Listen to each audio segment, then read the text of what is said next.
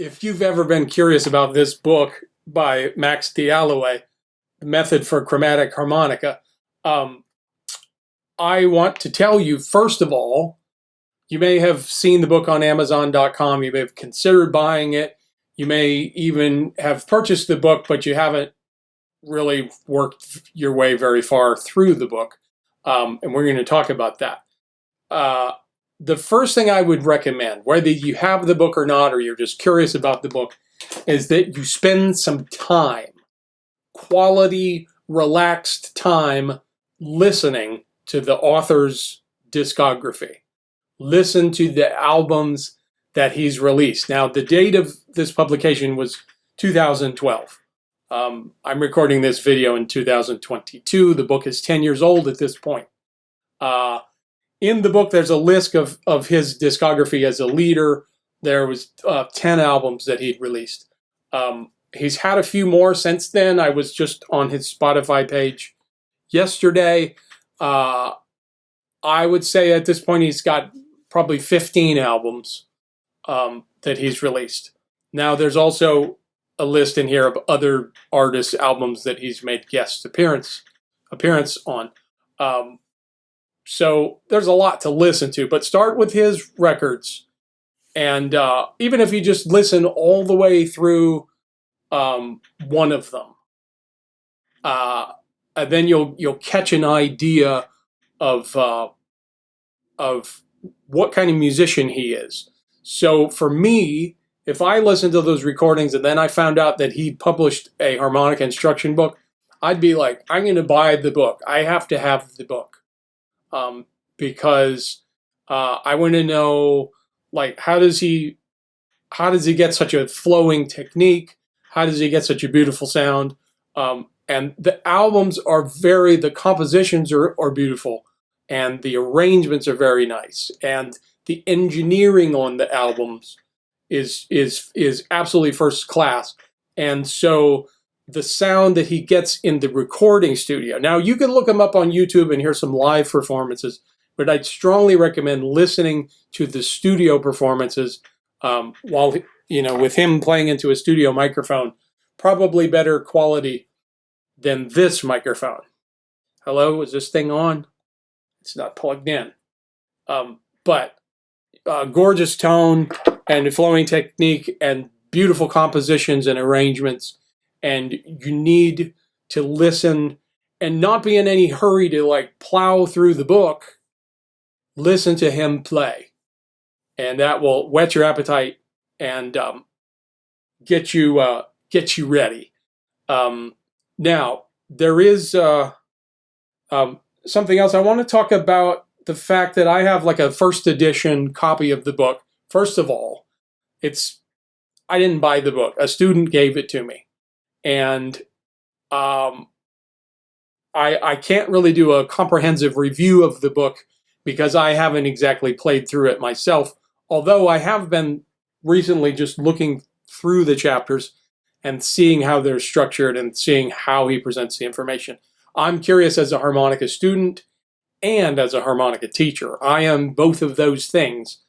And looking at this book a little closer, I really had in the past just given it a cursory run through, looking at the exercises and songs and so forth. But I don't have the audio CD, so I feel like that is kind of half the experience, because there's backing tracks for some of the songs that he has, and I imagine, I could be wrong, but I imagine that the exercises, there may be examples of those, recordings of those to, give you a chance of playing them correctly. Let's talk about something. This seems like I'm changing the subject, but I had written down a list of 10 reasons why harmonica players should learn to read music. And this is not anything that I have published. It's not on my blog site, and I've not created a YouTube video for it yet. However, I did do a fake video of point number 7, And let's just watch that real quick. 10 reasons why harmonica players should learn to read music. Point number 7, we are on point number 7, so that you can finally start working your way through Max de Aloe's book that's been sitting on your bookshelf dormant. Okay, so this is the biggest barrier, I think, for the harmonica community and this book, is that everything is written out in standard notation. And there's not any kind of harmonica tablature. And the author does not apologize for that. There's just a brief statement that any kind of instruction book for any kind of wind instrument, if it's a trumpet or a flute book or anything, is not going to have fingerings for each note on every page. It's just not. And so the author is, basically the book is issuing a challenge, like either you need to learn to read music or you have a strong enough ear that you could pick out the exercises and melodies that are on the CD, pick them out by ear, or probably a more realistic option is to get a teacher that can read music. It may be a harmonica player like myself that can read music, or someone who plays another wind instrument, or even a piano teacher, somebody that can at least show you the exercises and maybe just patiently kind of walk through what they are. Now, reading notes on the harmonica and learning to read, even though the book challenges us and we may be hungry enough to go through the book, that we decide we are going to learn to read. Point number 7, so we can work our way through this book, right? But this is not the book to learn how to read from, because the other thing I'm going to say about the book, I haven't been able to find where I read this, but somewhere in the introduction it says this book is for all levels of students. It's not. The book starts off as a beginning harmonica book. It's like how to breathe through the instrument, how to get one note at a time, how to hold the instrument. Then it starts in the middle of the harmonica. We're going to play hole 5 blow, which it doesn't even say that. It just says we're going to be playing in the middle range of the harmonica at first, holes 5 through, 8, 5, 6, 7, 8, yeah, 5 through 8. But there's no harmonica tablature, there's no clue really.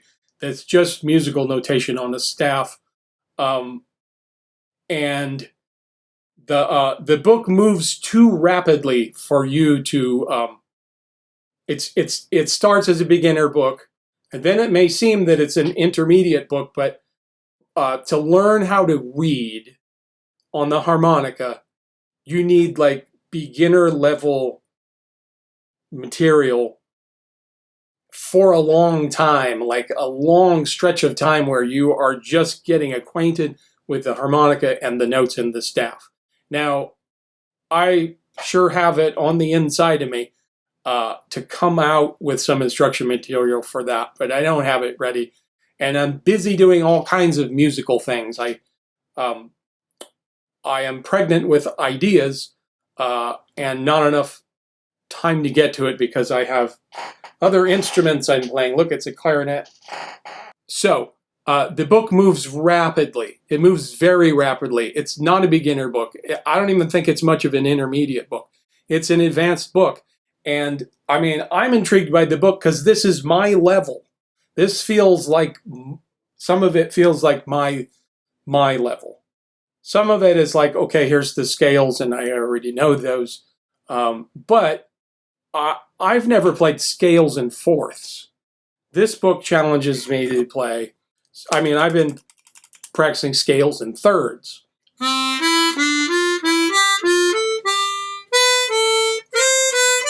That's a C scale skipping thirds. This book has scales in fourths. it has scales and thirds, but then it jumps to scales and fourths like real fast. So I've never practiced scales and fourth in all of the keys.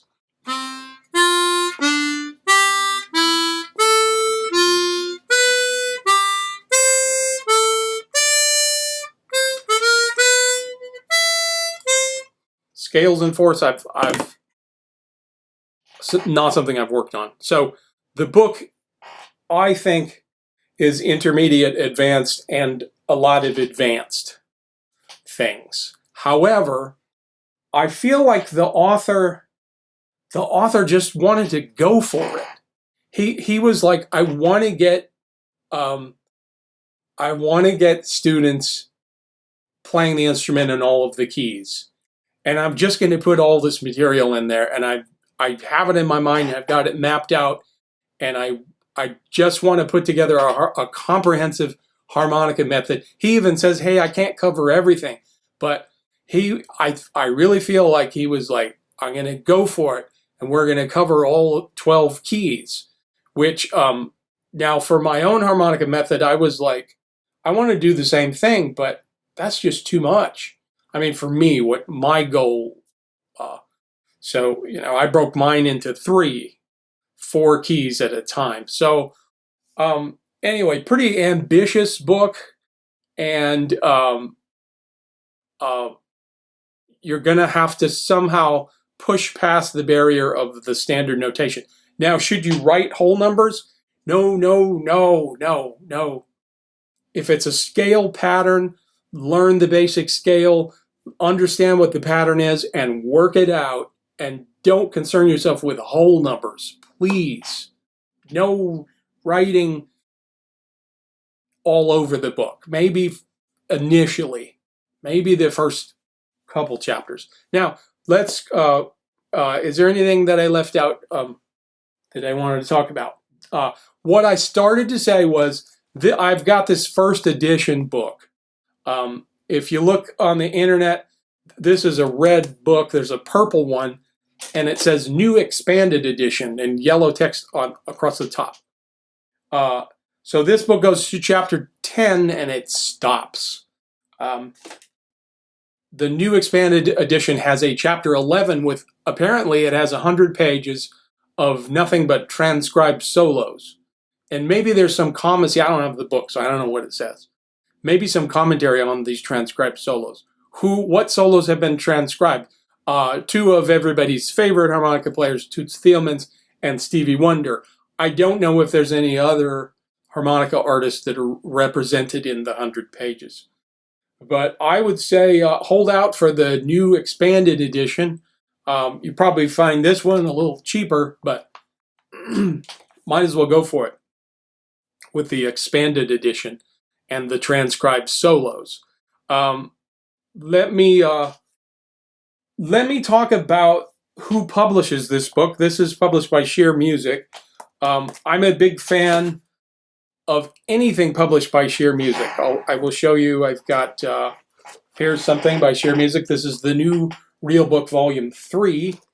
I have Volume 1, and I have Volume 2 is in a saxophone key of E flat. So I've got all 3 of their real books. This is a Sheer publication called Metaphors for the Musician, on my wish list for about 10 years, and I finally got the book, and I love it. This book is great. And there's the Jazz Theory book by Mark Levine. When I lived in the Bay Area, I used to go hear Mark Levine. I don't know if it's the same guy, but he was a salsa music enthusiast. The Jazz Theory book. There's another book that's on my wish list that I don't have, called the Jazz Piano book. And I've 1, 2, 3, 4, 5, 6, 7. I have at least 7 books by Sheer Music Company in my library. So I'm enthusiastic about Max as a recording artist, and I'm enthusiastic about anything published by Sheer Music. There's a quality to the musical notation and the printing, and what can I say? It's intriguing to me that that Sheer Music put this book out, and has always intrigued me. It's like, it must be a good book. Let me take a break and get a drink. So this presentation is getting a little bit long. We are at 15 minutes already, and I am going to divide this into two. So this will be part one of the book review, and be on the lookout for part two. And I'm going to kind of go through chapter by chapter and talk about how the book is laid out, and some things that I like about the book. And I want to say one more thing. I've said, hey, there's a barrier for most of the harmonica community, because standard notation it might as well be Egyptian hieroglyphics. Except I do think that you could learn to read music easier than you could learn to read Egyptian hieroglyphics. But I thought of something. I did a video, part of this same series of videos, harmonica books in my library. I did one on Richard Hunter's book, Jazz Harp, that was published in 1982 or 83 or whenever that was. And I got the book. In, or maybe it was published in 1980. I'm going to have to look.